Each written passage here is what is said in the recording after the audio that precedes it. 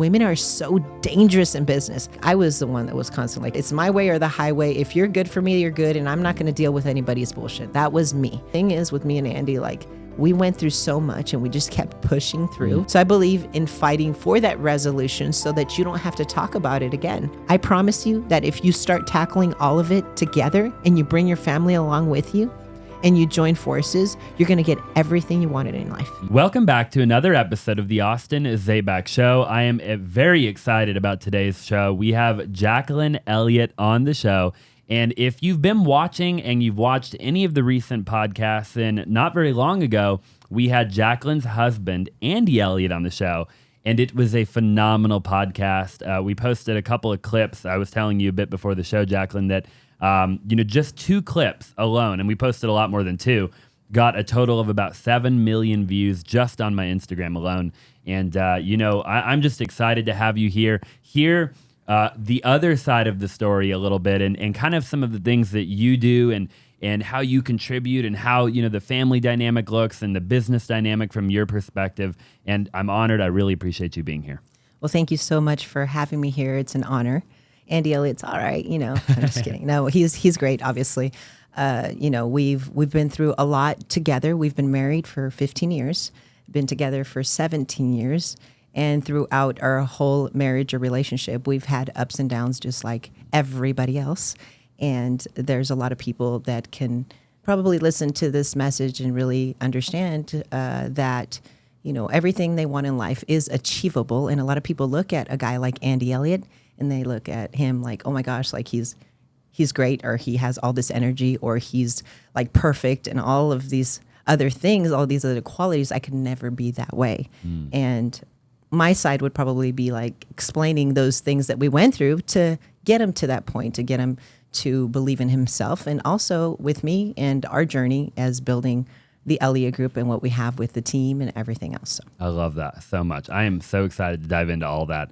You can't even imagine. What I would love to do is I'd love to just, before we kind of dive in, I want to kind of talk about your journey. Okay. And I know, correct me if I'm wrong, but you actually were also in the automobile industry quite a ways back. Right. And I believe that is actually where you and Andy met. Correct me if I'm wrong. And I'd love to talk a bit about that. Then we'll move into kind of the Elliott Group and things of that nature. And then I want to get into the relationship and the juicy stuff towards the middle or the end. So, talk to me about how did you end up in the automobile industry? What did that look like for you back in the day? Okay, so when I was a child, I lived in a broken relationship. My parents got divorced. I was born in California, not a very nice part of California. It was really, really ghetto. But I lived with my mother. My dad moved to Mexico when they got divorced. So I stayed with my mom. I lived in a very, very ugly place. And then eventually I moved with my dad in California. In Mexico. But before I moved with my dad, I was in that family. My mom is one of 14 children. And out of those, I had 14 aunts and uncles that looked at me and they almost felt sorry for me because I was the one that was born into the mom that wasn't there to take care of us. And, everybody kind of felt sorry for me, I guess, one way or another, because they were like, I wish I was your mom. I wish I was one that was taking care of you. And they all kind of felt sorry for me. And I hated that as a kid. I really hated being the kid that was looked at like I was just like in a bad spot. Like I was like, man, like I know I had it bad, but I really didn't feel like I had it that bad. And I really felt like everybody just felt sorry for me. So eventually I moved with my dad, and my dad was a failed entrepreneur. Like he was like, had his business and then he would fail. And then he had another business and then he would fail again. And then he had another business and fail. So as I was growing up, I learned from living with my mom that I didn't want anybody to feel sorry for me. I wanted to make my name. I wanted to build myself up, and I didn't really need anybody. And I just was like, I'm going to work and I'm going to make my money. I'm going to do this. And I kind of built my own identity. So I was always very strong-willed from that. Like, even though I was in California, like I was like against drugs, I was against all these stuff. And I saw so many bad things, but I've never smoked a cigarette, never smoked weed. I'd never done any type of drug in my entire life because I was very strong mentally. But seeing my dad fail so many times over and over and over in life, it made me very ballsy. It made me not be afraid of anything growing up. So it was kind of like a dangerous combination, but in a way I was very cold as well. Like I was just like, I just need to prove myself. I need to do my thing. And it was almost like there's some people that like really care about what people like think about them. I was the complete opposite. I was just like, I'm just going to go do things. I mean, I had morals, like in the sense that I wasn't like doing bad stuff, but I wanted to work really, really hard and build a name for myself. And I was just trying to find myself a long time. So, you know, I did that and I lived with my dad, but I saw that example of failure. So I was just like, you know, I would just think and I would go. I wouldn't like really like have like process things. I was just like, I'm just going. I'm going for it. It didn't matter what it was. So I had friends and I had really good friends, but I was always like kind of a loner, I guess, you know, where I had my friends, but like, you know, I always kept things like kind of to myself, and I just knew that I would just have a conversation with myself. I was never the type that was like, oh, I'm going to go talk to this person about my problems and see if I can get advice. Like I was never really like that. So just being that and just going, and, you know, I went to school in Mexico, went to college in Spain. After that, I was like, okay, half of my family's in California, half of them are in Mexico. So I ended up in Arizona, Tucson, Arizona, of all places. Wow. And I lived there, and I had like 4 different jobs when I first moved to the States. I was like, okay, I started doing marketing. I started doing all these different things. I got into insurance. I got all this. I got my real estate license. I did all of these different things because I was trying to just figure it out, you know. And then I got a side job at a car dealership. So I started as a customer relations manager, which is like a position that existed back in the day where you go and you call dealerships and you ask for like customer satisfaction, make sure they're completely satisfied. You're trying to get that. So I would call for sales and service. And then one day I ended up covering for the receptionist at the front desk because she had an emergency with her son. And she was like, okay, this is how you handle the phones. I went in there. And then the general manager came and dropped off these, back in the day, these little like pink slips that showed their commission vouchers. And they had little cubbies right there by the receptionist desk. So I separated them by the salesman. And I was looking at them, and it would show the commissions these guys made. And I remember watching them, and I was like, man, these guys, they just sit down all the time, and they're like just talking, like they don't do anything. I was like, what the heck? So anyway, I'm looking at this, and the manager at the time, his name is Frank. So I'm like, hey, Frank, can I ask you a question? And he comes and he's like, yeah. And then I'm like, do these guys really make this kind of money? Like, is this the commission that they make on this deal?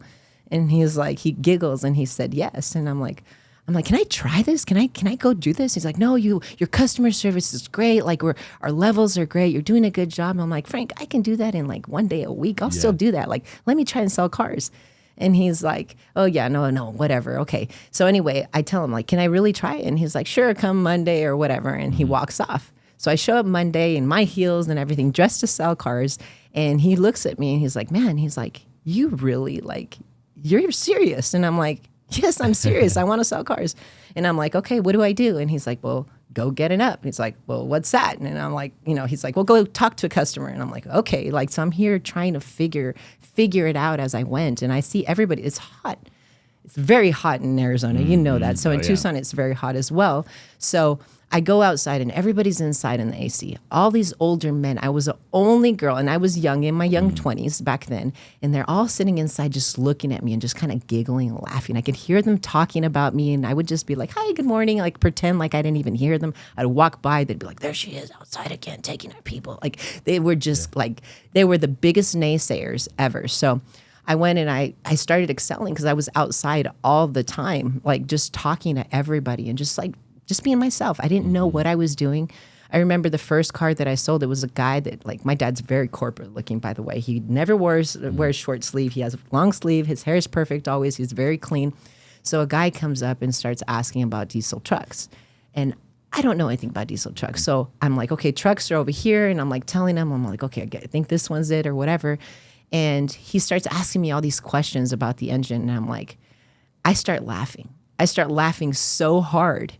And it was this like uncontrollable laugh because I was nervous, but at the same time, like I was like, he was like looking at me with a serious face. And then all of a sudden he starts kind of like smiling and giggling with me. Like, what are we laughing at? And I'm like, do I look like the type of girl that knows anything about these trucks? Yeah. Like, listen, it's my second day. Like I don't know anything about them. I can go get you somebody that knows what they're talking about, knows everything about them. They're sitting there inside in the AC, or you look like you know what you're talking about. Why don't you tell me about it? And then, you can go from there. Yeah. And he's like, okay, go get the keys. So I go over there and get the keys. Anyway, I end up selling him this truck. And I was like, oh my gosh, like no negotiation, no nothing. Like he was just kind of like, I didn't even know. So when they gave me the price, I was like, I was so convinced that I didn't know what negotiating was. I didn't know that people can talk you down on the price. I didn't know anything about interest rates. I didn't know anything. So I was just so convinced that that was what it was. And it was the best deal for him that I convinced him. And I was like, I didn't know otherwise. Yeah. See, a lot of times in life, we have so much information with what we're doing, and we're so consumed with so much that we kind of like doubt ourselves when we're presenting numbers and stuff. So back then, I didn't have that fear. So then... Hey, real quick, I just want you to do me a huge favor. If you're enjoying the show and you're enjoying all the amazing guests that we've been having on lately, then do me a massive favor and smash the like button, drop a comment down below, and subscribe if you have not already. I would greatly appreciate it. It would mean the world to me, and we will be able to bring on a lot more big names if you help us out. Now let's get back to the show. I just started excelling and doing really well. I became the top salesperson in the store. I haven't talked about this in a long time because I haven't sold cars in forever. Yeah. But then after that, like I'm bilingual, obviously, because I went to school in Mexico and everything. So then later on, with finance, I got into finance by accident. There was a family that didn't know how to speak English, so I went in and I translate, how to, the financing, all the paperwork and everything. And then it happened that, whenever I had a Spanish speaker out, they would just call me. They wouldn't even tell me what to say. I already knew what to say. And then the finance guy got lazy, and then he wouldn't show up. And then I started taking over, his work. And then all of a sudden my numbers started getting better than him. I became the finance director. And that's how kind of my life has all been by accident. Like nothing has been planned. So it just kept growing that way. And then that's how I got into finance. And then, I took a couple, finance classes in Oklahoma. And then I found out that the cost of living in Oklahoma was a lot cheaper and there was opportunity. And I actually went to a class there in finance school. And I was doing really well. Like I was the type of girl that whenever I started doubting myself, whenever I started listening to those people that were always like picking at me or telling me all this stuff, I went in, I got into debt. Now, the mortgage industry, and you know all of the real estate. Back then, anybody couldn't get finance. Like, I don't even know how I qualified to get finance back then. I did, but I had a 4-bedroom house, and then I with a pool and everything to myself at 22 years old. I was young. And then I had, I got investment properties at a very young age, and I used it for rentals, and I don't even know how I qualified for all that stuff. I mean, I did start making good money, but I didn't have a lot of credit history or anything like that, but I just kind of started building, and I made myself get into debt to be in uncomfortable situations. So it just forced me to work and being a workaholic back then. Sure. So anyway, I go to this class in Oklahoma, basically, and I go in this room and they're testing us behind the camera to see how we're presenting numbers and all this stuff. And then I got some objections that I wasn't able to handle at the time. See, I thought I was a shit. I was actually making more money than all of these guys that were there and in this class.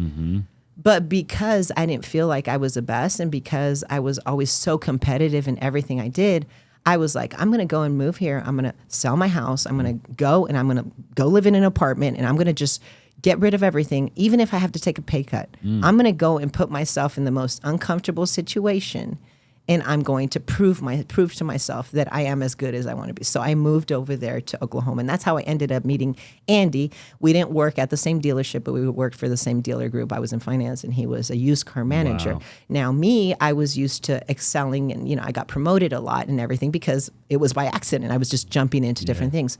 When I met Andy, he was a used car manager, and he had been a used car manager for 10 years at the same place. So when I met him, I kind of picked at him a little bit, and I was like, dude, you're so, and I watched him because he did really, really well. And I didn't date him when we were working at the same dealer group. I met him there, but then I actually got offered a job with Harley Davidson. I worked for Harley Davidson for a long time, which was a really fun job. But wow. So I was a finance director at Harley Davidson. But I was always asking him, I'm like, why are you still where you are? What is it about it that, why don't you go why don't you do something better? Like you're a great leader. You're a great closer. You're amazing at what you do. Why are you still a used car sales manager? Like, why don't you try something different? Why don't you test yourself? Because here's ballsy Jacqueline, like with the failed dad that, this is my example that I wasn't afraid of anything and took all these risks that I challenged him. And at first he got very defensive. He was like, you don't know anything about me. My mom left when I was 2. I do better than everybody else in my family. I do this, I do that. Like, he got very defensive. Wow. And it was like, and I'm like, okay, what does that mean? And I remember he told me, I'm Andy fucking Elliott. And I was like, what does that mean? Like, back then he was nobody, obviously. Right. But so he said that to me, and I was like, what does that even mean? Like, you need to start believing in yourself. I mean, I understand that you're good at what you do, but you're like in a bubble. Like you're like you're like in this pond, and you need to get out of it, and you need to really see what I see. So I started kind of challenging him because I was ballsy Jacqueline. Yeah. I was like, and we always understood each other because we're in the business and everything. We're both very driven, very competitive in a lot of different things. I think at that time I was more competitive than he was. And, there's certain things that he's more competitive than me now, but like, man, you put us in something like any type of challenge with any sport or anything, I'm like, dude, like I put him to the test. Yeah. But back then, like, it was like, it took a little bit, it took some fights, and it took some because when we first got together, it was like, we're both very alpha. Like part of the big problem that I had as a woman, and me telling you, like, that was a problem, me being so independent and me finding success early in life, or I guess what you want to call success. I mean, making money and stuff. I don't really think that's success to me now that I see it later on in life, but like being young and being able to make, hundreds of thousands of dollars, a year or whatever at a young age, it made me feel like I didn't need anybody in my life. So when I met a person that I guess was my match, that we were going to like build a life together or even be in a relationship, like I was the one that was constantly like, if it's my way or the highway. If you're good for me, you're good, and I'm not going to deal with anybody's bullshit. That was me. I was the one that didn't take anything. And he was the same way too, because he was alpha. I'm like, I'm the man, I need to know, like it was like we would just explode. Like it was like we were very, like it was just like two alphas. You can either explode or you can grow together. Yeah. At that time, we didn't know a lot of things we know now. So I found out that the problem in the beginning, you can't tell Andy this. No, the problem was me. The problem was me because I didn't have any tolerance, because I saw all the pain that my parents went through. I saw all the pain that I went through as a kid, in all the fears that I had, and I didn't want to feel like I was ever vulnerable as a woman or even a person, just being with somebody. I didn't want to feel controlled. So that was really, really hard for me to understand. But then finally, like, I was like, man, if we're really going to do this, like, I'm the problem. I'm the one that needs to understand that we're going to grow together and we're going to disagree, but it doesn't mean that he has a bad heart or I have a bad heart. So we just basically melted our hearts and we decided, hey, we're going to get together and grow this thing. Yeah. So, I've never pushed Andy to do anything. I never pushed him to get married. Like, it was kind of like his idea, because I didn't want to be the type of girl that was like told like, oh, you pushed me and I wasn't ready. And even having kids, it was more like him, like, hey, you want to have kids? I was like, you really want to have kids? And I was like, are you sure you want to have kids? And it was one of those things. But everything like has helped us grow. So I was very much in business, and when we started having kids, before I was like, I'm going to have somebody come, and, I'm going to have a nanny. She's going to speak Spanish, and I'm going to keep working and all this. And then once I had my baby, I was like, man, it was so hard. Yeah. I couldn't send the baby to daycare. I couldn't have anybody watch him. Like, I wanted to be present. So I went from that business role to the mom role, and I went in it so deep that I just gave my kids everything. Like, I had 3 kids, and my son, like, I nursed him forever. I did everything for my son, and then Andy, and it was more like, and then we make the mistake that when you have your kids, you kind of put all your attention toward the kids, and then we kind of take each other for granted. We went through all of that stuff that everybody goes through as a family. Sure.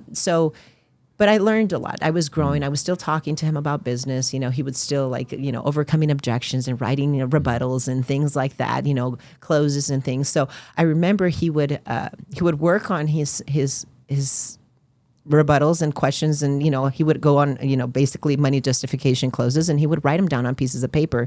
And he had his Bible, and he had like a little napkin, and he would just write things down every morning. It was like the ritual every morning. And then I would always stay up with the baby, so I would wake up a little bit later, and then I would go and obviously pick up the cup of coffee that he would leave there, and then the Bible would straighten it up, and then I would pick up whatever notes he had, and I would look at them. And I would read what they were, but I understood everything on those notes. I never had to ask him. So I would look at him and I would just make notes on his notes, and I would just keep them. I just kept all of these notes. And I'm not a pack rat. Like I don't like anything on my counters. Yeah. I don't keep stuff. But for some reason, I kept all these notes and all these pieces of paper for a long, long time. Like I kept them forever. So I had stacks, and I kept them like in these boxes forever. Yeah.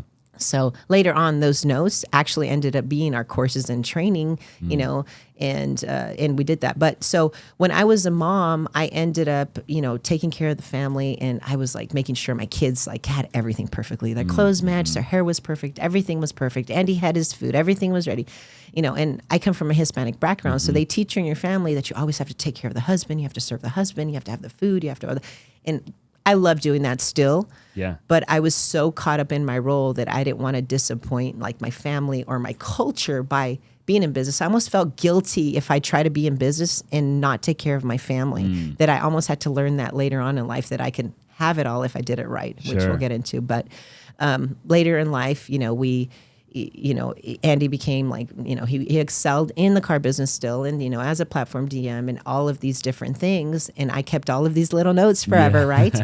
And then I went in and he became a platform GM at a store, and I went in and I used to come in and train.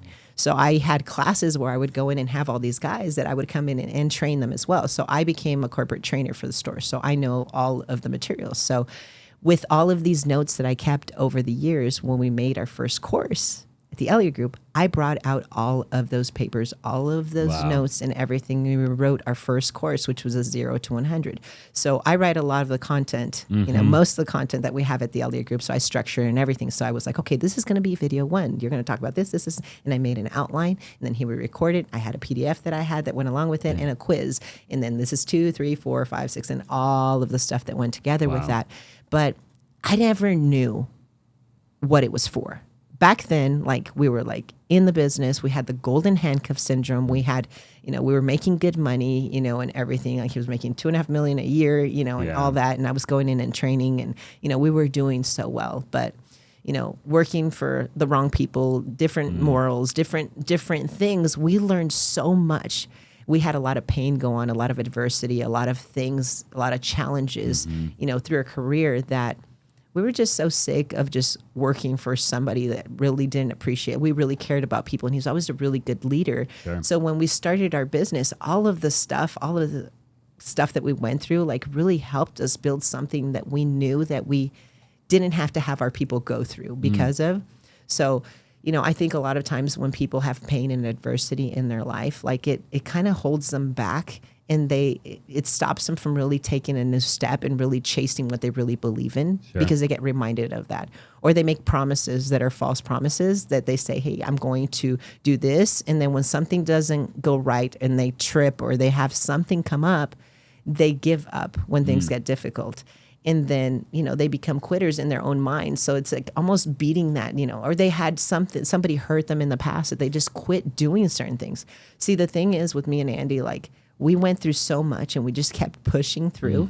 And we knew that if we got together and we joined forces and we learned how to build that family and everything. Because, before all of this, we have made money and lost money a lot of different times. Like Andy, he was really good at going and providing for the family, but then all of a sudden something would happen and we would start over. And I think a lot of times we have wealth, and really you have to look at what your foundation looks like and if the family is in with you. Because if you don't have it all, it's not sustainable. Like you have the wife that probably goes and maybe gets a little spendy, or you're probably doing things, you're not including the family. See, family will support you in your endeavors and in business, and they'll be on the same page as long as they're included in your picture. So when you define success, you have to really define what success looks like.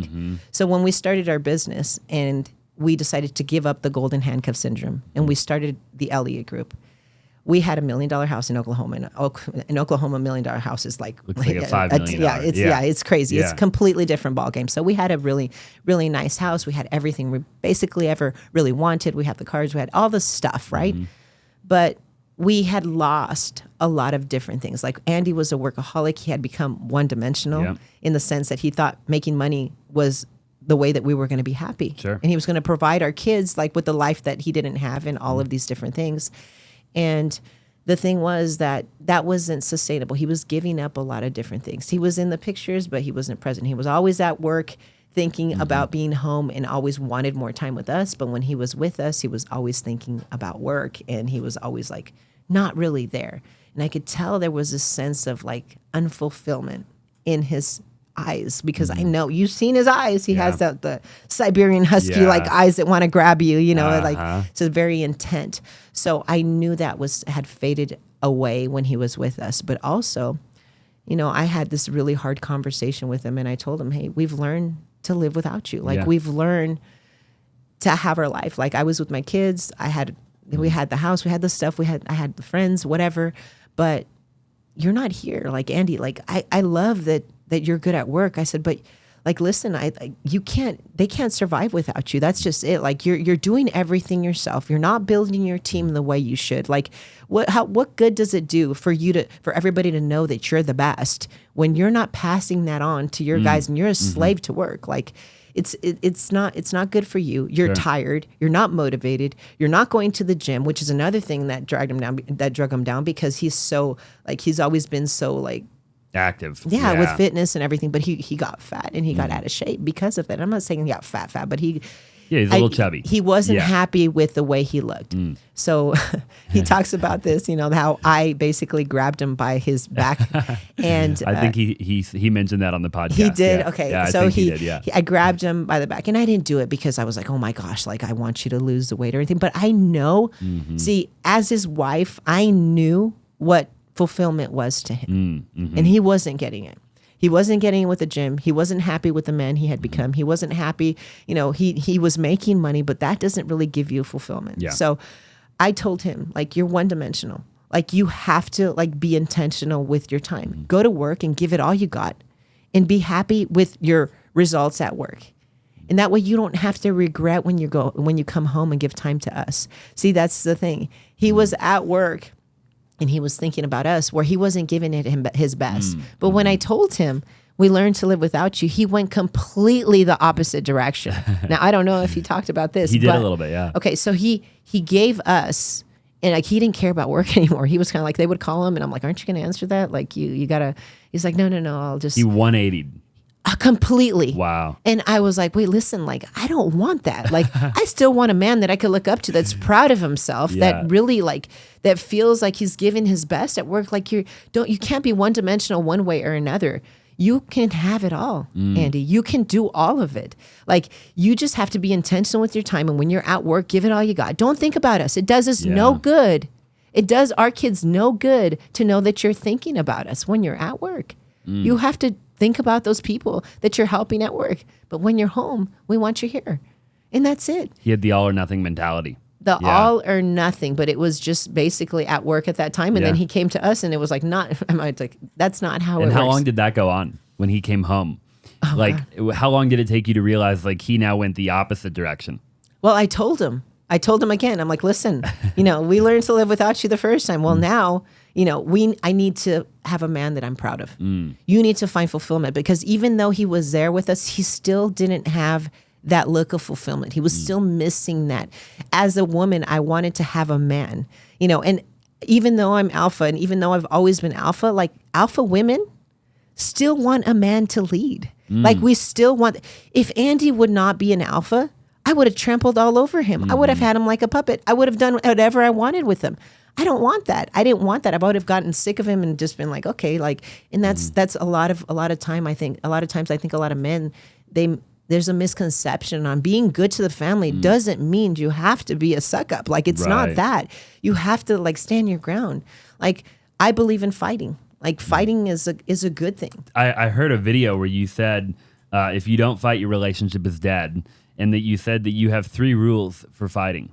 Yes. Okay. So I am an advocate for fighting. So there's a lot of people that say, like, I know a lot of people, including people that have worked with us or that work with us now, that say, we have a relationship and, and we've been married for 20 years and we never fight, like we've never fought.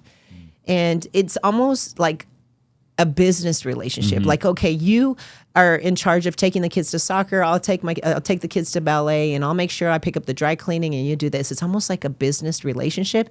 And then they're in the same bed, but they're miles apart because they're just kind of like learn to live together and co-parent. So that's what I've seen with the couples that don't fight. And then you realize that they co-parent for a long, long time. And then after a while, they start resenting each other. But they don't speak up. They're like walking on eggshells, and it's like a death by 1,000 paper cuts. It's over and over. But then you ask them, hey, what went wrong? And they can't even answer the question. They can't even tell you, hey, I didn't like this or I didn't like that. And you have all this anger that builds up that you start resenting each other. See, there was a time where we weren't having fights, that we were co-parenting and we were taking care of the kids, but I had like some resentment toward Andy. And I know he had it toward me. And I know a lot of couples have that, but they don't have the courage to speak up, or they're just afraid of starting a fight. Hey, really quick, I'm sure you already know, but I've done over 2,500 wholesale deals in my career, and me and my team consistently do anywhere from 1 to 2 wholesale deals a day. If you're looking to get better at wholesaling, or maybe you're brand new, you've never wholesaled a deal, I would actually love to coach you. I would love to mentor you, and I would love for you to be a part of our education program. All you have to do is go to www.flippinsimple.com, or you can find a link in the description down below and book a strategy session with my team to see if you would be a good fit for our coaching program. Again, this is our exact strategy and formula of how we are actually able to go out every single day and do anywhere from 1 to 2 wholesale deals a day. Nobody's talking about what we're doing, and I really look forward to coaching you and mentoring you. So again, go to www.flippinsimple.com. Now let's just go ahead and get back to the show. There are rules to fighting. So you asked that. So what are the 3? So I believe in fighting fair, right? So there's healthy couples, they fight for resolution, right? Not for personal victory. So unhealthy couples fight to win for personal victory, and they just want to prove their point. So they're just waiting to just say what they want to say, and they say, hey, you know what? I made my point. I'm the last one to speak. I made my point and I'm done. And so they're not fighting fair. No, they're not fighting fair. Or they're getting historical and they're saying, I remember when you did this, or they're not letting things go. If you're going to fight about something, fighting is to solve a problem that doesn't have to be brought up later. Got it. A lot of people forgive each other, and I say quote unquote forgive because it's not really forgiving. They're just letting time go by because they're preventing a fight. So I believe in fighting for that resolution so that you don't have to talk about it again. Like you just say what you need to say. You're not walking on eggshells. You're not getting historical, which is a huge one because you don't bring stuff up in the past that you say, hey, remember when you did this? Remember when you did that? Yeah. Like if you're deciding to forgive, then forgive all the way. There's a lot of couples, like they might have infidelities in their life. And I'm not saying that you should or shouldn't forgive each other. But if you're going to forgive them, you're going to have to really forgive them and move on and not bring it up ever again. Like that's the way I believe that when you fight and you're really going to fight about it, you're going to have to fight for that resolution. So it has to be fighting fair, fighting fast, and not getting historical is a big thing. So fighting fair, fighting fast, and not getting historical. Yes. Yeah. I mean, our fights are like 5-minute fights. So really. do you think that because you talk about like the people who don't fight, right? Like they're not passionate about the relationship anymore almost. Would you agree with that? Yeah, well, a fight allows you to grow. It allows you to learn about the other person. I say every mind is its own world. Like a lot of times in relationships, we tend to think for the other person. You have the husband and the wife, and it might be the wife's birthday, and the husband's like, "Hey, babe, let's go to dinner," and she's like, "No, well, I'm tired," or the kids. It's almost like it's work to go in to a dinner together or something like that. And sometimes it's like, okay, well, she doesn't want to go. It's her birthday. Well, no, the women, we want the guy to be like, hey, babe, it's your freaking birthday. Like, get off your butt. Let's go. You deserve this. Like, forget about the kids. I got that all handled. We got a babysitter. It's you and me, babe. You're my queen. Let's go out there. We want them to lead. And sometimes you're just thinking, okay, or no. That answer of no might be like, she really wants you to persist a little more. It happens everywhere. It happens when you get intimate. Sometimes women, they want you to try a little harder. It doesn't mean they don't want it. They just want you to show them a little work. And that's the way it is. I don't know why. I can't tell you why we do that. But sometimes we still want the man to lead. The woman is not going to tell you she wants it. She's going to have the guy lead, and then she's going to get into it. Now, I'm telling the ladies, you have to lead. You know, sometimes you can't always be hard to get. I mean, you're already giving it up. You have to do it. But sometimes we wait. And the thing is that we give up so fast, or we think that a no is a no when it's actually a yes. Wow. But having those fights allow that stuff to surface so you really understand each other and grow together. You get authentic. Exactly. And sometimes we're just trying to be polite or trying to see the other person work. It's like almost when you're dating, right? Like you think about when you're trying to get the girl at first, right? And you're like, you try it. You're like, oh my gosh, like she's perfect. I'm gonna go and I'm gonna ask her out. Yeah. And she might say like, oh, she might like not be like, oh sure. Like what girl goes like, sure, let's go on a date right away. Yeah. Like it's very rare for a girl to really be that way. Like she's not gonna do that, right? So you try so hard, and it doesn't matter how busy you are. It doesn't matter what stuff you have going on or how much work you have going on. You have your eye on that girl, and you're going to go chase her until you get her, because she is the, like, you want to go out with her, right? But then we get her later, and then we don't try that anymore. Like we're done trying to prove ourselves. We're done trying to like just pursue her in everything. It's almost like, I call it like the first we idolize and then we demonize. And I translate it to business, because believe it or not, everything I'm talking about right now, like except for like obviously getting intimate, but it relates to business. And I learned a lot how to lead our team because of parenting and with our relationship. But I call it idolize in the beginning when you meet a girl, like, and you talk about your girlfriend, and you might be like, hey dad, like she's amazing. Like she's beautiful. She's so driven. She has tremendous work ethic. She's organized. She's always pushing me to do better. Like she sees me, and, you know, I just need somebody that can push me or like get to the next level. Like somebody can run hard with me in everything. And like, she's amazing. And then you get married, or you're together, or you live together, and you're like, dad, like she's a nag. Like she's always like, nothing I do is ever good enough for her. Like like everything has to be perfect around the house. Like I just can't be me. Like it just becomes that way. Yeah. Well, in business, it's the same thing. Like you go and you're trying so hard to get the job, or you had a 9-to-5 before, and now you have, you know, the ability to maybe be a 1099, you know, or a business owner, and you have that freedom. And you say, if I had my own time, I would do this, and that. And you're trying to prove yourself. You're trying to build your name. So we have people that go from making 0 to 400,000, for example, and it takes them maybe 2 years to get there. And then at year 2, they get stuck for the next 2-3 years at 400,000. They can't get past that level of income. Why? Because they forgot that all that work that they had to put out in the beginning. Like they're comfortable now, and they can't get to the next level because they forgot what it's like to put in that work ethic that they had to build from that 0. And now that they have some money, it's so hard for them to reinvest into the business because they're so afraid to lose it. But you weren't afraid to lose it when you didn't have any of it. Sure. So that's kind of the reason why like our business is where it is, because Andy has that chip on his shoulder, and we go and we act like we're broke all the time. That's how we live. We have a broke mentality. And you have a chip on your shoulder too, though. Correct me if I'm wrong. Yes. A little bit, right? From your childhood, from when you grew up. Massive, yeah. Like massive, right? And so you and Andy, but when did you come back? Like, so, because you went to go, because I just want to, for the listeners too, you went and you raised the kids full time, right? And you were like all in on that. Right. And Andy, so at that time, was Andy already running the Elliott Group? He was just doing it on his own? No, we actually started the Elliott Group together. Okay. Okay, so there was a time when we started doing the Elliott Group. We said we gave up the $1 million house, and we were like, we sold everything, and we're like, you know, we want to build our own training. And the way it started was kind of funny, because we made 10 videos on YouTube in 2014, 2015. And we put them in there. We didn't know anything about YouTube monetizing anything. It was just recorded videos. And I recorded him because he didn't even know how to record himself with a phone or anything. It was terrible audio. If you look at the old videos, like all the comments were like, terrible audio, like whatever.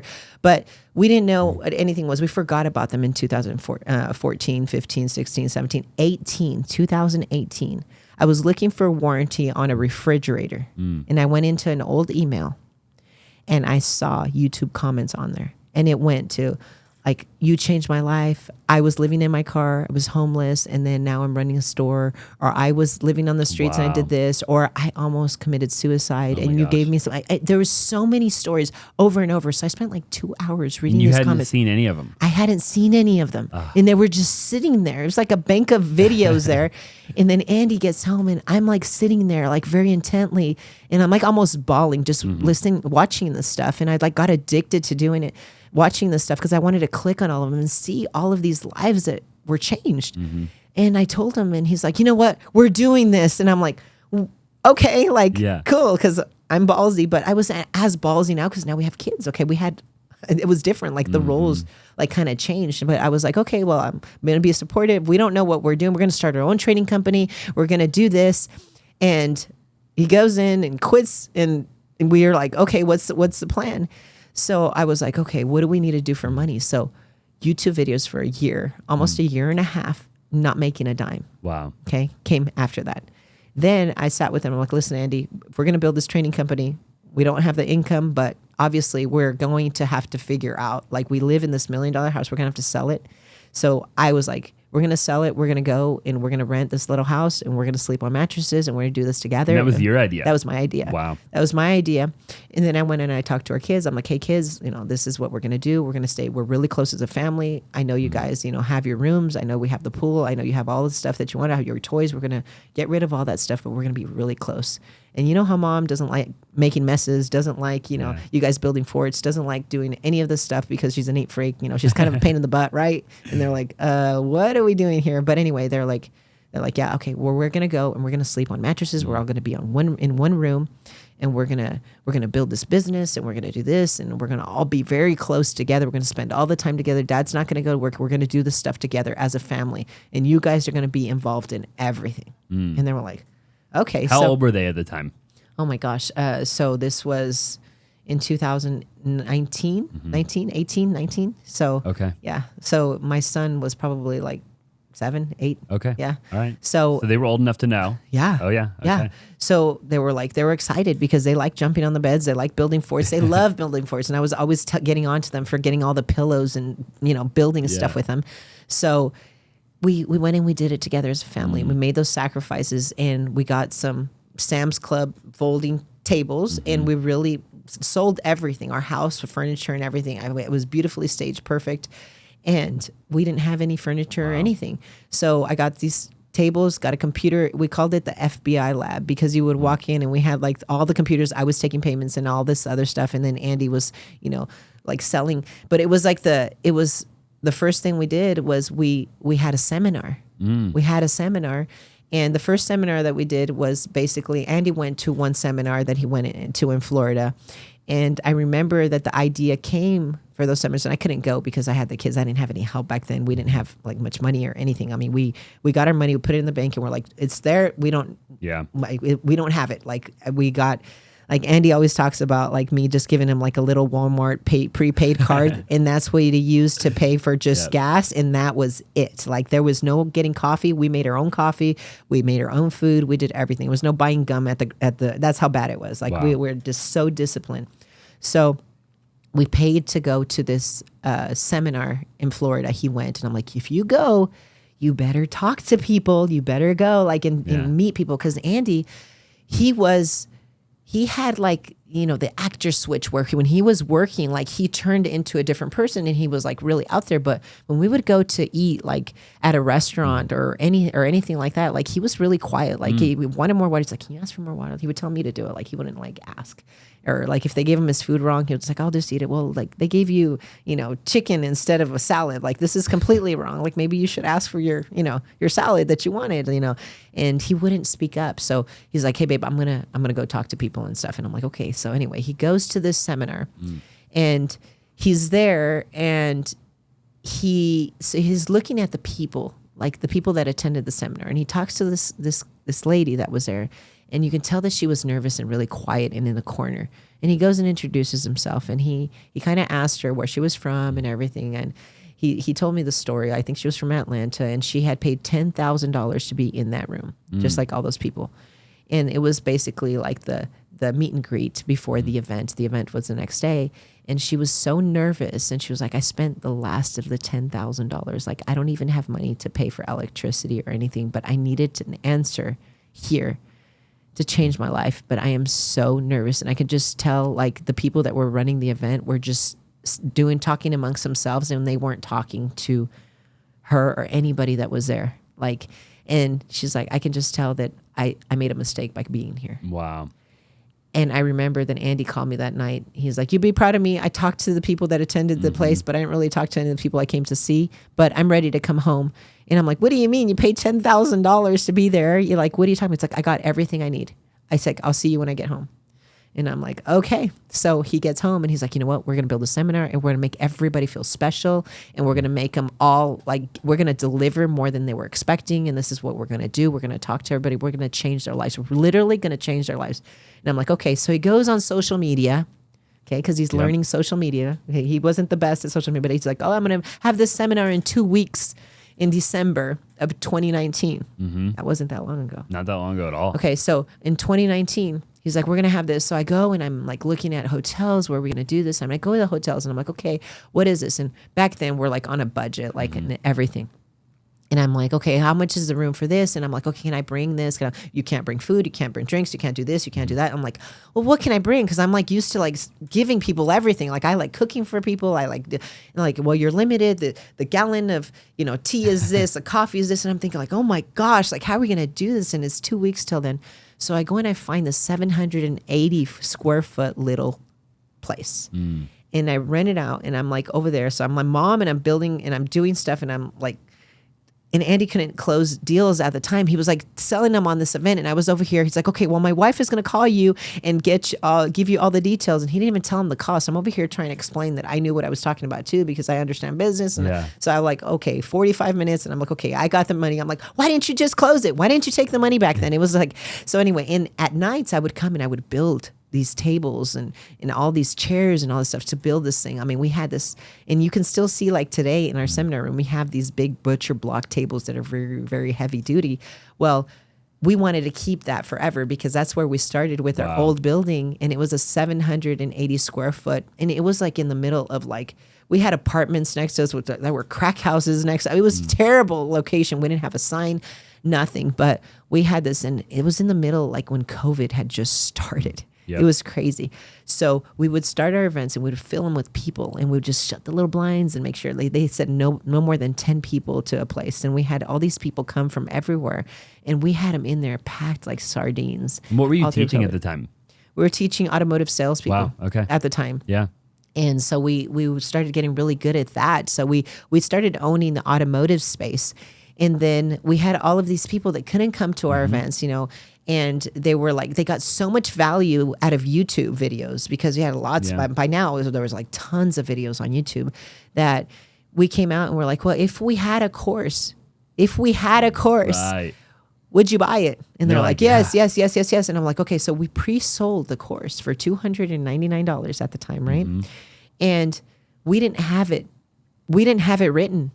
Okay. So we're like in the matter of a week, we sold hundreds of thousands of dollars worth of that course just on our YouTube audience. So I told Andy one day, I'm like, Andy, take the kids. I'm going to sit and I'm going to write this course. So I sat and I wrote and I got all of my notes out from those boxes that I talked about. And I started writing them for him and everything. So we built our first course and then we started building more and more. And then we hired our first guy, which was the hardest thing we ever did because we didn't hiring somebody was the hardest thing we ever did because we had this like little crappy little thing that we thought was just everything because we made so many sacrifices and we were so afraid to have somebody come in because we would talk to every single person and we wanted to make sure that that person's heart was going to be in it. And we wanted to make sure that, they took care of them the way we did. Cause we were taking calls at like 2:00 in the morning. We would get somebody calling, like, oh, we got a lead. 2:00 in the morning. It's like, babe, I got to go to the bathroom at like 2 a.m. He's over there talking on the phone. And it was like that. We were just like celebrating in the middle of the night. And it was just because we valued it so much. So bringing somebody in was very scary because we didn't know that they were going to have that. We were going to have a team or, somebody handle our people the same way we did. So we put that person through the ringer. Like we were Is wanting that to person break. still with you? Yes, Sean Pollard. Wow. He is with us right now, and he came in, and we were just trying to break him every single day. Andy was on his David Goggins thing. I was into CrossFit. I was like trying to run him. Like we would make him puke everywhere. It was torture, but we were trying to talk him out of working with us every single day. And he was like, no, he's like, I want to be here. I believe in what you guys do. I'm like, but we don't have a way to pay you. And they're like, we're barely making it. And he's like, I don't care. He's like, I want to be here. And so he had his family in California. He was from Sacramento, his wife and 3 kids. And he decided to bring his wife along with his kids. And I don't know what he did to convince his wife and his kids, because we didn't really have a big business yet. And they came, and you can tell that at first she was just kind of like, what the hell are we doing here? Like, you pulled me away from my friends, away from my family. And she was actually like a little overweight and stuff like that and everything. And then all of a sudden, like, I took her under my wing and I was like, listen, like, Jennifer is her name. I'm like, you're a badass. Like, what makes you think that you're just a housewife? Like, what? She's like, well, I've never been around business, and I don't feel like I belong, and all this. I'm like, listen, you're gonna be here. We're gonna do this together. You're just as important as he is. So I need you here close to me. So I started building her up, and she would help me with the events, and then she started talking to people, and she just started believing in herself. Yeah. And now, like, she's like one of the most important people in her business. Like, she helps us with a lot of our operations and handling our events and stuff. And she's just awesome. And she's a freaking badass. Just because you got her outside of her comfort zone. Yes, exactly. Literally. And she just thought that she was a good house mom. And that's because he had her work. Sure. And he had his work and home separated. And that's the thing that changed with our whole business. When Andy and I got together and we joined forces, we were able to make sacrifices together. We were able to grow together. We were able to hold each other accountable. And when he told me, hey, I need to study and I need to, do this, I was there studying with him. Or when he was going to get weak and he said he was going to do something and he didn't do it, I was the one that was telling him, hey, you said you were going to do this. And most people don't do that. They don't earn the right. But Andy had a really good way to tell me, hey, you are my rock. You are my queen. I need you to hold me accountable. I need you to tell me when I'm doing something wrong. And he had to put his ego aside. And he did.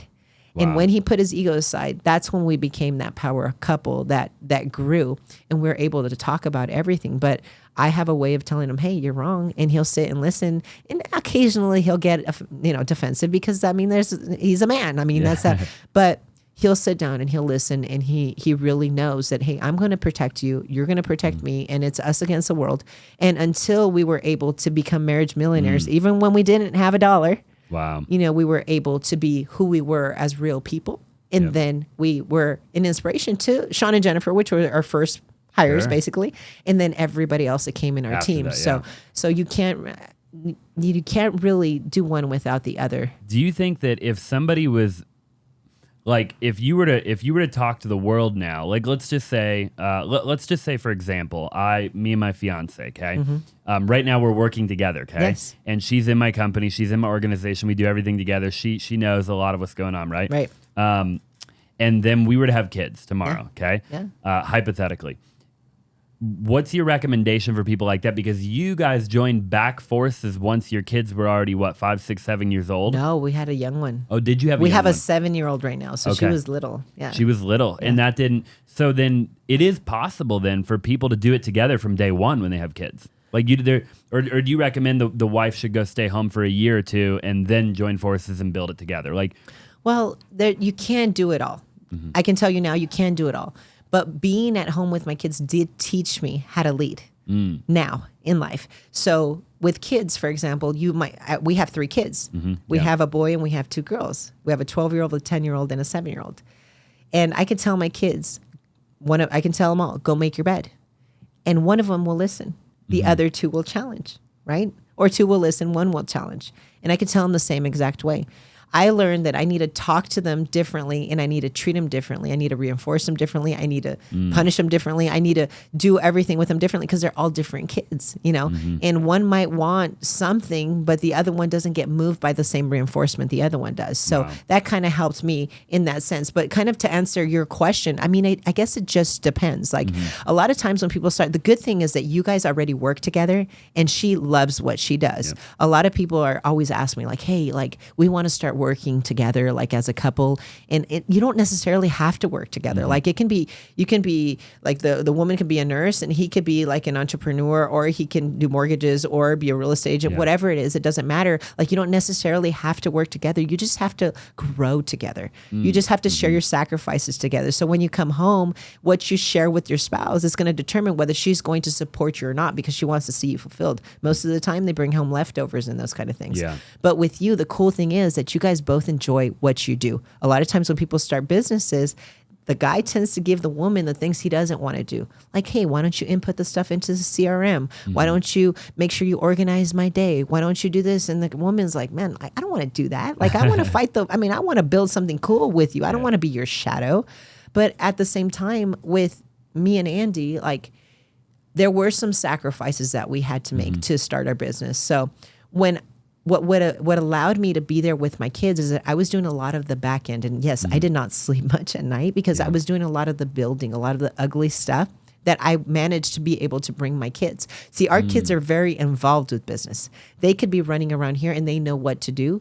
My kids know that if I have my phone and I'm checking my emails, or if I'm on my laptop, if I'm on it, they know that if I'm there and they say, hey, mom, I say, just a minute, just a minute.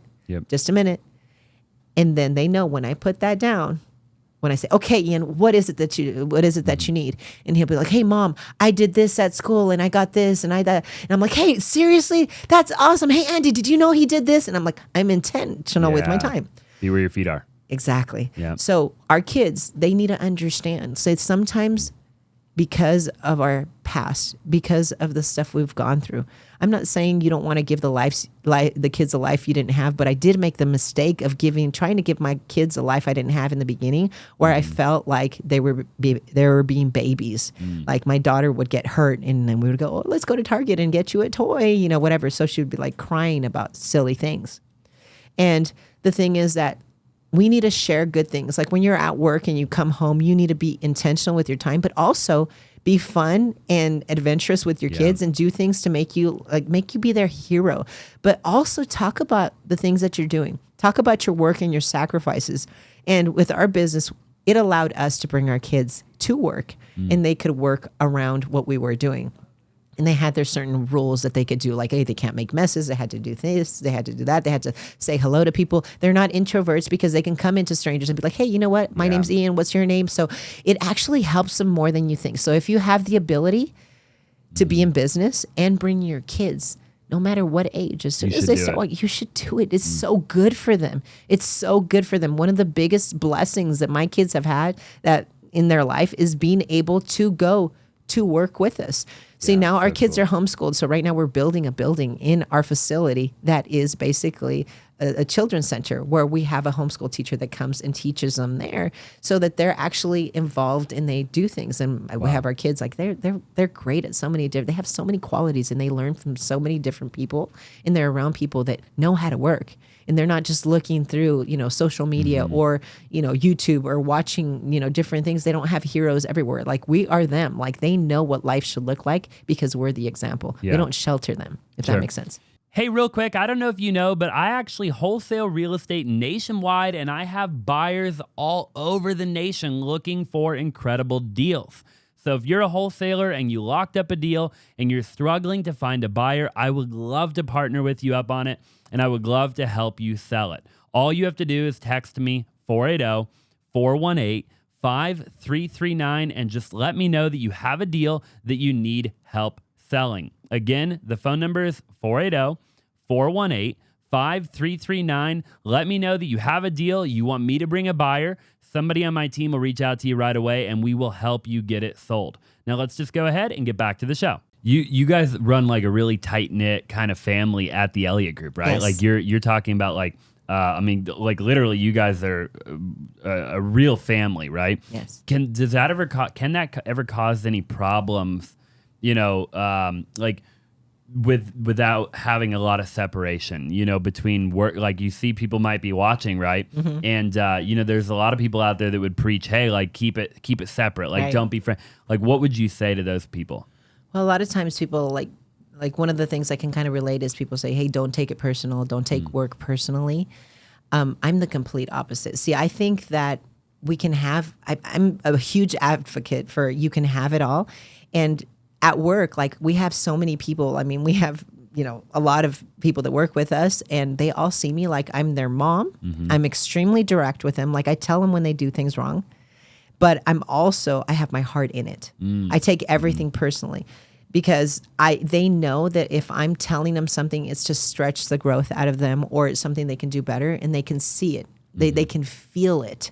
So, we go to church together. We go everywhere together. We take vacations together. Andy and I have taken the kids and gone somewhere. We're like, oh, where's the team? We miss them. And it's like, it's weird. Like we have to go together. Like we've become a family. And I think part of it has been that we didn't have the best families growing up, that we've like wanted to build our own family. And we've also made it our business. And a lot of people can't work with the business. And they ask me like, why do you take it so personally? Why do you put your heart? Aren't you afraid of somebody breaking your heart or something? I'm like, that's being alive. I mean, that's a blessing. God gave me a heart for a reason. He gave me an instinct for a reason. Now, I'm going to try to talk you out of working with us if you try to work with us, because I want to make sure that you can fit into what we have in our family, in our team, to make sure that you have the same morals and the same feeling, like that you're going to be coachable and you're going to grow and you don't have an ego type of thing.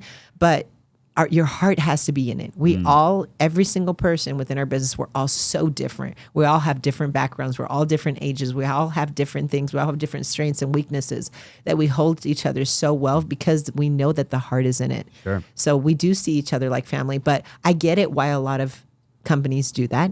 But with us, I mean, I'm like, it's a blessing to have a heart. And if someone breaks it, good. I'm learning and I'm getting better, but I'm not going to, it's almost like having a bad relationship. Like you're engaged, but if you had a girlfriend before and she mistreated you or did something to you or cheated on you, it's not fair for you to take it out on your fiance now. Very true. Yeah. Like you can't do that. It's the same thing. I see business, I see family, I see parenting, I see everything the same exact way. It's the same formula for everything. We just try to complicate things all the time. I agree. So do you ever feel like you need to decompress, like take time away from Andy and work and things like that? Like does there ever come a time where, people watching might be thinking like, well, if I do work together with my spouse and my kids are involved and everybody's involved and we're on all the time, like, do you ever feel that need to take a break? Well, Andy and I, we work together and we're together all the time, but we're not really together. Like he's working on his stuff. I'm working on my stuff. If you show up to our facility or wherever we are, at the times that we're like together and talking really is like we're either on an airplane or we're somewhere like that. We're traveling. Like really when we're at work, we're not really talking unless we set aside time and we're like, okay, we have to have a meeting, a business meeting about this or that. But we're not really together. Our desks are side by side.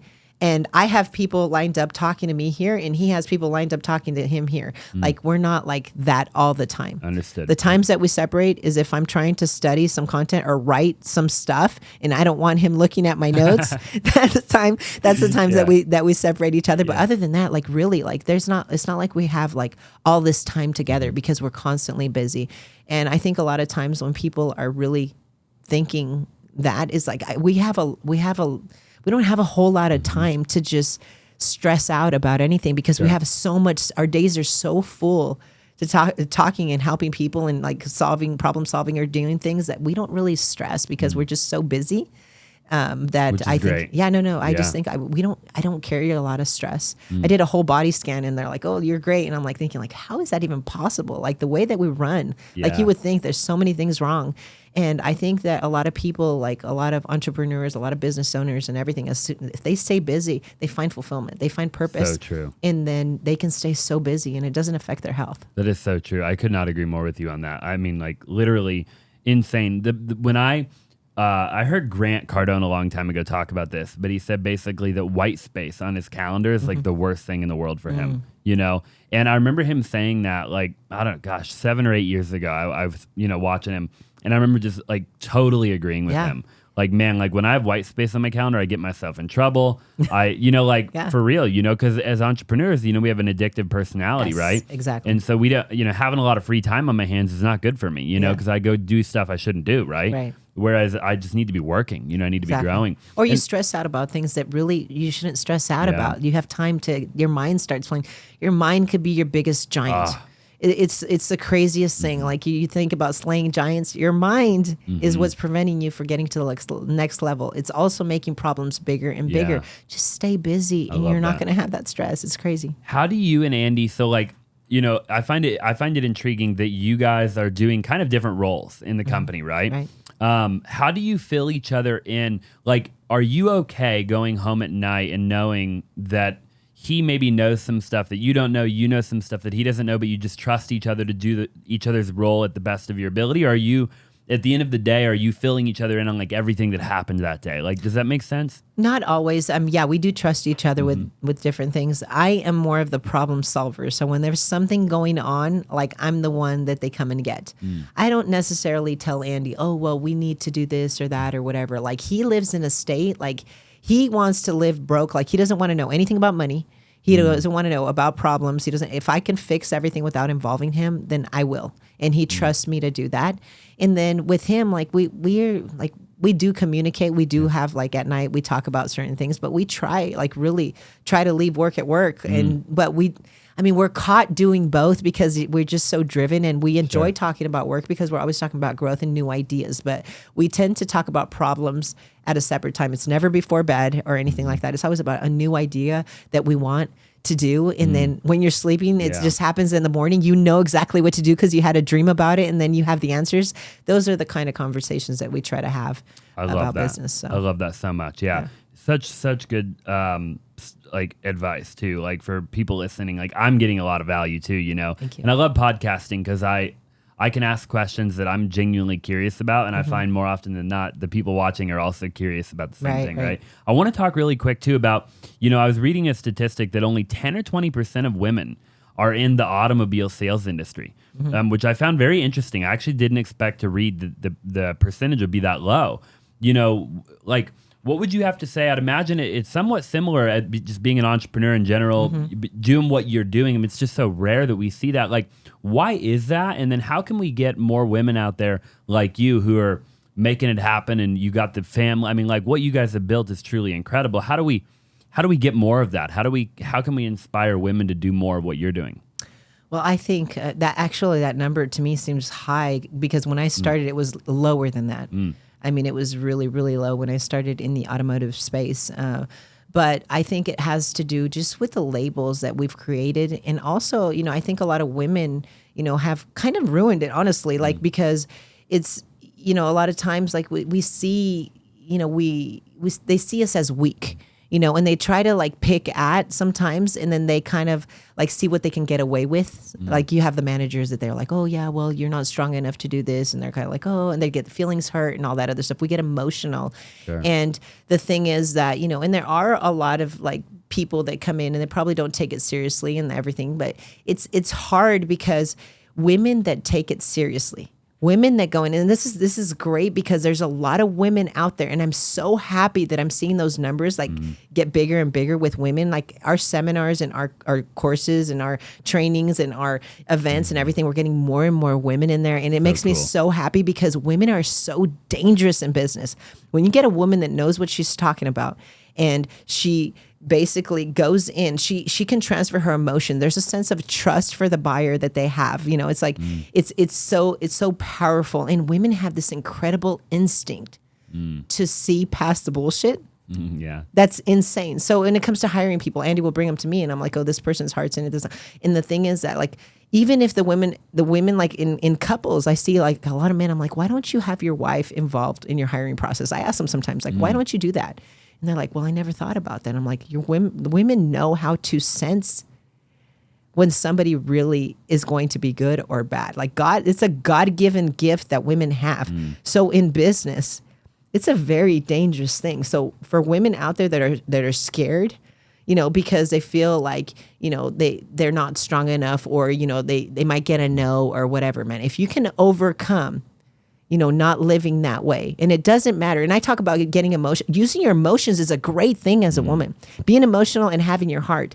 Now, if I'm making phone calls and I have somebody hang up on me, if I have a customer or a client that doesn't know me and they hang up on me and I start crying, then there's an issue there because they don't know who I am. But I'm talking for the people that really know me, that really know, like that I'm talking or selling a product to, that I'm in front of, that I show that I care. Women are so good at transferring that emotion and really having their heart in it that they become dangerous. So it's just, I think a lot of the fear and a lot of why the numbers are so backwards is because they see us as emotional beings. Yeah. And I'm telling you, I'm just the complete opposite. There's a lot of women out there like me, I guarantee, that are very business oriented, and it's time to change those numbers. It's time for us to just go out of our shell and really start. And the thing is that a lot of men are afraid to hire women. They're afraid of lawsuits. They're afraid of so many different things that not all women are the same. I'm just telling you, we have some badass coach women that are in our team. And still our numbers are 80-20 like you're talking about, right? Yep. Or even less.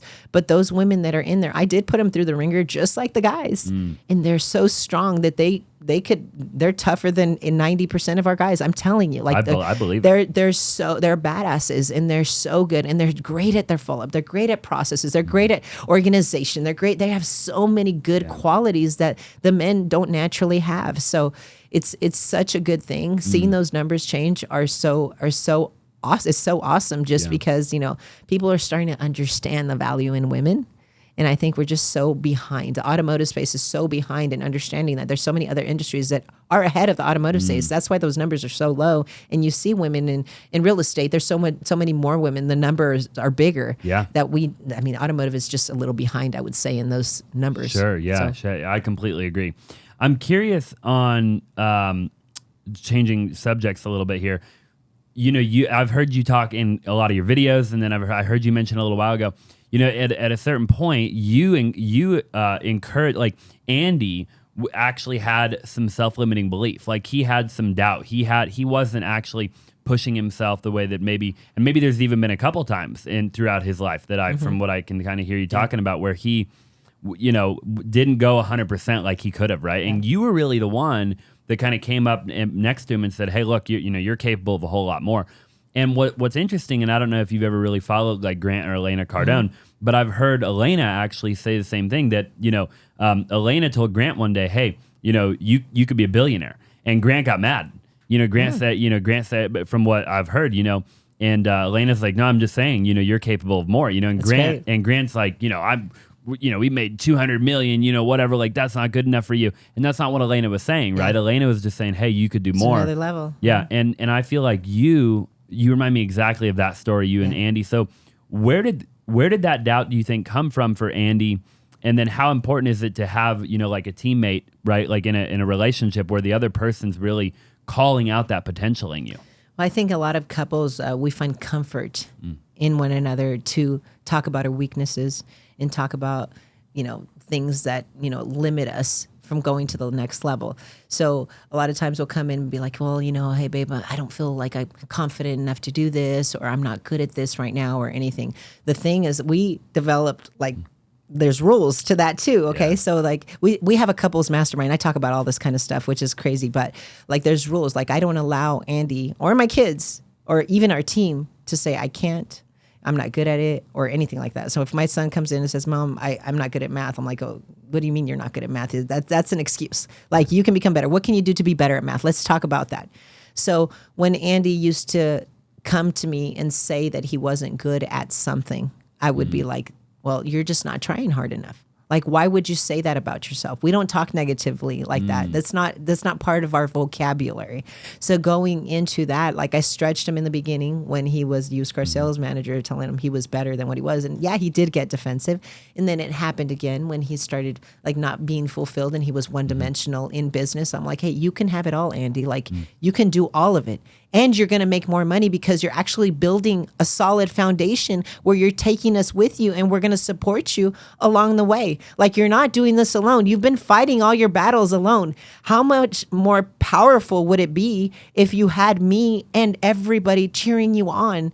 How much, who are you trying to impress? That's the thing. A lot of times I think a lot of young people in business, they're trying to impress the wrong people. I spoke to somebody at an event not too long ago, and there was a guy that I talked to, and it really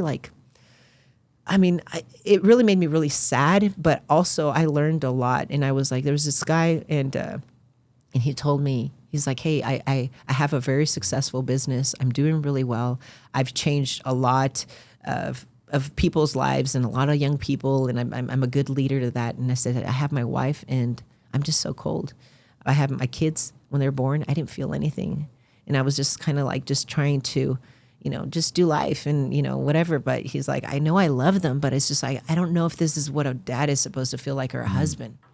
And I was like, man, like that really sucks. And I asked him some really hard questions. And I asked him, like, listen, you're trying to prove yourself to the wrong people. You're trying to impress wrong people. I said, what if you went to the doctor right now, if you got a bad report? What would you do? You think these people are going to be in your life? I said, you're living for the wrong people. Like you think because you had a bad dad growing up, like it's an excuse for you to be a bad dad or not feel anything. That should push you to want to be the best dad in the world.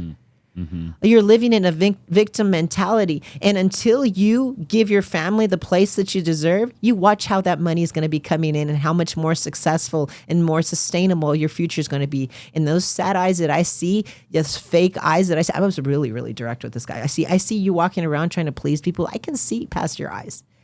You're empty inside. You probably go home and you have a few drinks every night to wind down because you're not happy with who you are. I promise you that if you start tackling all of it together and you bring your family along with you and you join forces, you're going to get everything you wanted in life. And I can tell you because that was us, So it's having that force and having that and being able to, a lot of times, like with Andy, like he had to put his ego aside and tell me, hey, I need your help. I can't do it alone. I've tried. We've made money. We lost it all. We've gotten to a place and then I made bad choices like you're talking about. Like you got bored, you made bad choices. You let some people down, people let you down. Like everybody has a story. Yeah. Everybody has a story.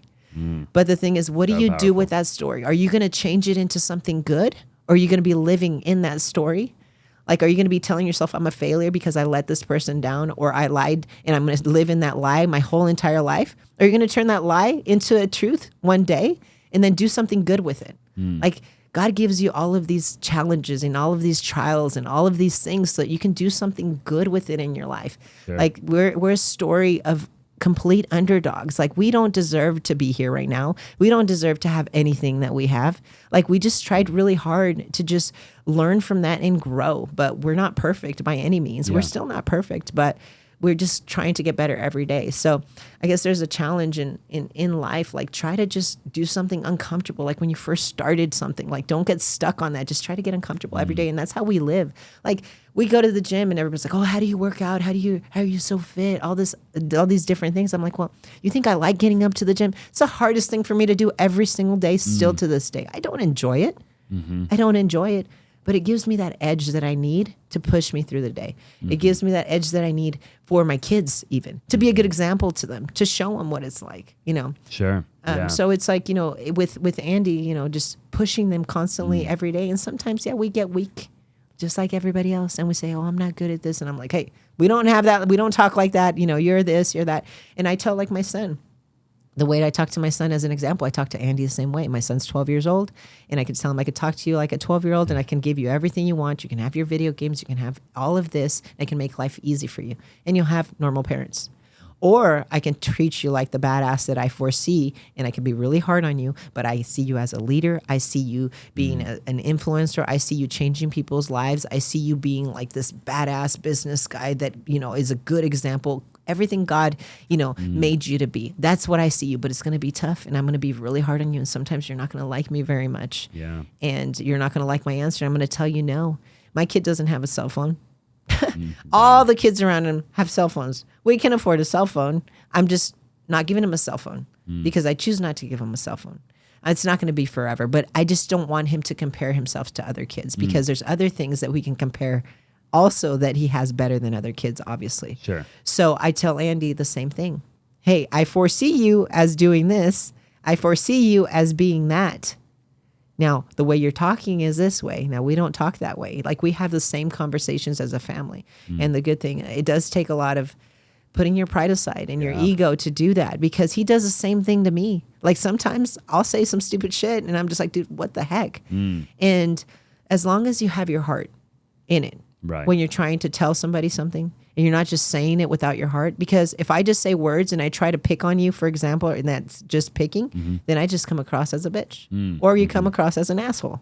But if my heart is in it and you know that I'm doing it for something positive, then I'm not. Sure. Then I'm pushing you to change, and I'm stretching the best out of you. And that's how we lead a team. That's how I lead a family. It's all, to me, it's all the same. It's all the same principles. It's all the same rules. There's no rules for Andy that are different to our team or anything, or for us as a couple. You know, it's all just, we go by the same rules. I really love that too, because then it's not that complicated, right? No, like it's very simple. If I just show up to work and I lead the same way at work as I do at home, and I go over here and I do the same thing over there that I do over there, then you don't have to think about it, right? It's just, I'm the same person no matter where I go. You know, I love that. Yeah. We used to teach like, hey, you have an actor switch. Like you have to do something to change. There's no actor switch in our life. Like we have that in our old trainings. Like, oh, there's an actor switch. Like, no, we've turned off that actor switch a long time ago, and we are going to be real. That's why when people come and meet us, you know, at our facility and everything, like, man, you guys are like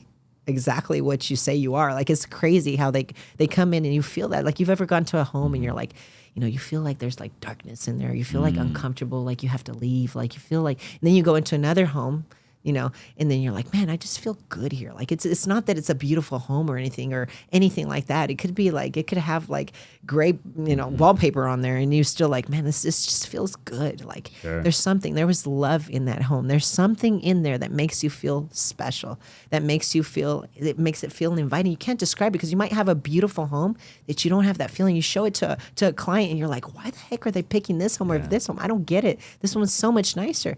Well, this one has that heart in it, and it doesn't leave. Same thing when you go into our facility. I think people can really feel what we really have and how we really have our heart in it, and that's what's really important. I love that, yeah. I want to talk really quick just about faith. I've heard you talk about God multiple times, obviously. I'm a man of faith. We were talking a bit before the show. Yes. How do you think that has played a role in what you've built? Like, have you always been somebody of faith, or when did that come? When did that happen? You know, it's crazy because, yes, I mean, we've always been of faith, but, you know, I came from I was very Catholic growing up and everything, but I really didn't know God, you know, and it's funny because back in the beginning of our relationship, I feel like we're going back and forth with this a lot, but no worries. In the beginning of our relationship, like Andy, like I would read him children's Bible stories, and he would fall asleep when I would read him Bible stories, but there was a children's Bible because he didn't really understand the Bible, because, I mean, obviously, like just the words and understanding and translating in your own mind and discussions and things like that. So I would sit down and read him Bible stories. And then we got really, we had like a complete, like, there's been a lot of complete 180s in our life, but one of the times, like, I was working really hard and he was working really hard. And this was before we had kids, and we decided to go and move out to a lake house. And we were like, you know, we're going to get close together. We had plans to build this like multi-million-dollar house. And I was like, you know, and I was just like, kind of like, is this really what I want? Is this really what you want? We're going to be working forever. We're never going to like be close and all of this. So we went out and lived out in the middle of nowhere. He separated from his family and friends and everything. And that's where we really, really got close the first time. So that's when we really met God, and we really got really, really close, and went to really, really small Bible church out in the middle of nowhere, and we started learning about God. But later on in life, like, we've gone through ups and I think as business people and even humans in general, like, we go through ups and downs in faith a lot. And I think a big mistake that we make as, you know, as entrepreneurs, we get addicted to work. Like, we're like, so we have this we think we're blessed by this incredible work ethic and like this gift of gab or good closing or whatever it is that you want to call yourself. We're just great at business itself. But I mean, really, you wouldn't have that without God. And sometimes, like, there's certain reminders. I got really, really close, and I made a promise to God when I got really tested, and I almost lost my daughter. She almost drowned in a pool. Oh my gosh. So I made a vow that I would never take him for granted, and got really, really close. And I'm not going to lie, like, there's times where I've forgotten and lost touch, and then I'm like there's certain reminders and things that happen. But yes, I mean, it's a very, very strong pillar. And I think that we don't really use, you know, we don't really value him the way we the way we should, especially as entrepreneurs. We feel like we can achieve it all. And sometimes when we have our challenges in life, it's because we don't put our trust in God, and because we start feeling like everything starts breaking. And it's all about your outlook and your trust, and that sense of just relief of having that power, that it's not all up to you. And that's really made a big difference in our life. So yes, there's challenges, there's things there's tests, but no, it's not, just being completely honest, it's never been it's still not where it needs to be. Like, it's still not where it needs to be. I feel like there's so much more, just like there is so much more in business and relationship and everything. There's so much more that I could give to my relationship with God and us as a group that we can do to just get better and closer. And there's so much more to give. But I think that, we have gone up and down, and depending on it, it's just sometimes we wait for something bad to happen before we take action in a lot of different things. And sometimes when we're at our lows instead of at our peaks, that's when we seek them. And it should be the complete opposite. I agree. But yeah. I'm going to be the first to raise my hand that no, like I'm not the best Christian, I'm not the best, and there's doubts that come in my mind. But when I remind myself, and when I do put them first, I do know that, that power is like, you can't describe it. It's just it's necessary. And I love that authenticity. And I think, honestly, I feel the same way. I'm like, I've never met anybody, I don't think that they're just like perfectly right with God all the time. Like, we get tested and things happen. And like, how are you going to, it's not just sunshine and rainbows. It can't be. Right. I've never met anybody like that, at least. I don't know. Yeah. No, it's true. And the thing is, there's a difference between being religious and, saying and actually feeling. I think, God's biggest thing is love. And, like, there's times where we miss church, and I think we shouldn't, and, we get better every day. But like, I feel like having our heart in what we do and really like serving with love is the biggest gift that you can have, and the biggest gift that he gives us, and that's what we strive for, getting better every day. So you're giving him the glory. I love that. I love that so much. Hey, real quick, I don't know if you know, but I have a totally separate YouTube channel that you probably haven't checked out before, and it's just called Austin Zaback. And I've actually started a new series on that channel where I break down wholesale deals, okay? Wholesale deals that we've done in our business, and I show you step by step how we got the deal, how we sold the deal. I break down all the numbers on the deal, and I even show you the HUD of the deal, so we're not playing around. Now, I don't know how long you've been following me, but I do anywhere from 1 to 2 wholesale deals every single day. And my goal is to get to 100 deal breakdowns on that YouTube channel. So definitely, if you haven't already, go check it out. I'll link it down in the description below. And without further ado, let's just go ahead and get back to the show. A couple more questions. I know we're running a little late on time. I want to get you out of here, but what is the end goal now? What is it all for? You're at this place now where you've gone through all the trials and tribulations to get to where you're at, to building the Elliott Group, to you and Andy and the kids, doing it all. And you've got this amazing team and amazing culture, right? And, what's next? What do you, what keeps you going, and what are you working towards now? Well, a lot of it, with our business, a lot of it has been a lot of sweat equity putting into the business and everything. There's a lot of, I think there's a side that we saw when we built Andy Elliott. He was just a strong guy that was super aggressive and all of that. And I think the world is now seeing the other side, the family side, the faith side, all of that other side that's necessary to create that powerhouse.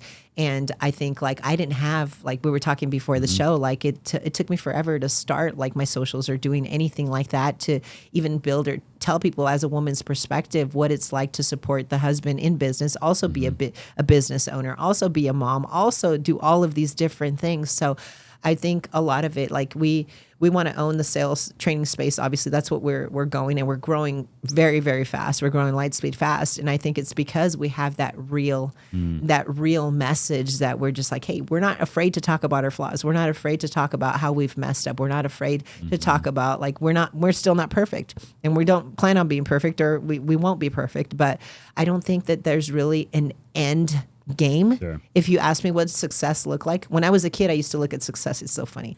I used to think like, hey, success, I see the clock as our main, like that's a ruler of it all. No king, no president, no nothing. The clock is a ruler. Like, it tells you when you have to get up and everything. This is a ruler. I'm like, when I could sleep in, That's when I know that I've reached success. Well, I know that's never going to happen. Okay. I try to sleep in maybe once a month, maybe, or whatever. And I'm like, oh my gosh, that's a blessing. But I think that there's never an end goal. I don't think, because I think that a lot of people like are looking for something, and then that's why you see people that they retire or they get to a certain place and they did a lot in their life, and then they get there and then they're empty again. Mm-hmm. I think in order to find fulfillment in what you do, you're constantly going to have to keep working toward that and get better and growing every single day. So I don't see an end game to anything that we're doing. I just see it as like, hey, we're going to do this for the rest of our lives, and we're going to be like spreading the word and trying to help people live a better life and achieve and know that they can have it all. And how long does it take to get there? There's 8 billion people in the world. Shit, we're never going to get there. So I'm just saying, like, there's not an end game. So as far as being successful all the way, I mean, I'm just saying it's never going to happen. We're just going to keep treading along and see where we get. So I love that. So that's where I see it. But as long as you feel fulfillment in what you do, and you see yourself stretching and growing every single day, then, just keep going. God knows. Yeah. God knows better. I can tell you what I want. God knows where I'm going to end up. Sure. So that's it. Trust, have faith. Yeah, I love that. One more question, and then as soon as we're done with this question, I want to give everybody that phone number that you have there for people to text so they can get what we were talking about a little while ago. Okay. So I have them wait for that. If you were to give your kids, you could leave them with just one piece of advice, okay? Mm-hmm. So you were to, for some reason, today's your last day on earth, right? You and Andy, you're going to be gone. Kids are going to stay here, though, right? Mm-hmm. And for whatever reason, you could just leave them just with one piece of advice, one thing to live by, one thing that you've learned. Could be anything, right? What would that thing be? So I'll start with the things that a lot of people probably think that they should leave when they're like, if you get a bad doctor's report and you say you have cancer, God forbid, right? And you say, hey, I got to make sure I got the right amount of life insurance. That's probably the first thing that they're like, I got to make sure I leave my family with money. Mm-hmm. And although money can be important, obviously, because you have your kids and you want them to have a good life, I say you don't want to leave them with money. You want to leave them with the good work ethic, the habits of really understanding what it's like. That's why I think it's really bringing them in and showing them about business early is so important, so they understand that. So sometimes we shelter our kids so much from real life, really, that they don't really know what to do. So we talk about our kids all the time about death. We do. I mean, and it's, first it was really uncomfortable, but they've gotten used to it because we're like, hey, we travel, we do things. Hey, if something were to happen to mom and dad, we tell our son, like, you got to make sure you take care of your sister. She's 12 years old. Do you think a kid really wants to hear about that? But we plant those scenarios and we tell them, like, this is what you have to do. You have to make sure that you're a leader. We have to make sure that you have the right habits. So we're instilling those habits. So if I wanted to leave something with kids, I would say, hey, pick up on the habits that your parents, had to reach their level of success, basically, not basically just the money, because money can come and go. It's everywhere, so sure. It would be like, just learn what it's like to, have those habits. I love that. I love that so much. I love the way that you describe it too, right? Just like, because if they can learn that, then they can go and they can totally dominate life. Exactly. In every area, by the way. Yeah. Like, you talk about like having it all, like they can have it all. Yeah, and it's all about like what they do. It's like all these generational habits that you're leaving for your kids, instead of just giving them everything. Like when things get difficult, when they have, adversity in their life and they don't know how to handle it, it's like you can't leave that to your kids. If you teach them early on what pain feels like, then they will know those habits to build themselves up to be able to overcome new things. I love that so much. I really appreciate you being here. Really quick before we leave, you put together a free training. Correct me if I'm wrong. I did. I put together 5 pillars to building a powerhouse. It talks about business. Because obviously I'm a leader in our business. It talks about obviously parenting. Yeah. It talks about being a supportive person at home, and it talks about obviously like a lot of the stuff that we covered today, just a little more in depth and a little different. So it's the 5 pillars of building a powerhouse, because that's what I see with our business. It's a powerhouse. It's a whole package. So it's 5 tips basically. And what that you said they can text you. So what's the number for them to text you to be able to get that? Yes. So the number is 480-680-7752. I love that. And if they do could they have just to say anything? Just text Powerhouse. It could be 1 word, 2 words, doesn't matter. Powerhouse, and I'll send you the training. I love that. Yes. Amazing. Thank you so much for being on the show. And Thank you for having me. Where can people find you if they want to reach out to you directly? Maybe they want to come work with the Elliott Group. How do they reach out to you?